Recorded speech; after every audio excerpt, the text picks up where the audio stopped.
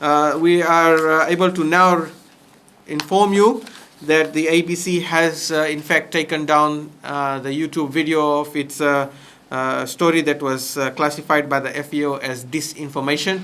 After massive efforts, this media organization has managed to recognize its ethics and values, and they have managed to take down the video, and they have published a very small apology in some part of their website, but it is done, and the Fijian Elections Office wishes to extend its appreciation to the ABC for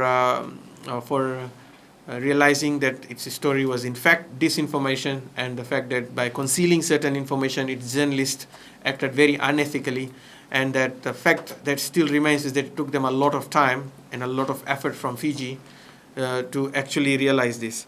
However, this does not affect their continued operations in Fiji in terms of covering of the elections. And rest assured, if they have more members of their teams flying in today or tomorrow, they will be treated with due respect. They will still have their accreditation, and they can continue to report as per the laws of Fiji.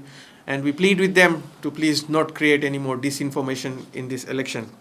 I also wanted to sound out to the media that just because someone has reported in 2 elections, that means you have 8 years of experience in reporting on elections. It doesn't make you an electoral expert.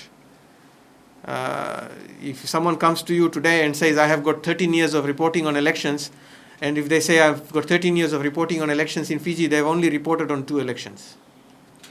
So that does not make you an electoral expert. I am by no chance holding myself out as an electoral expert.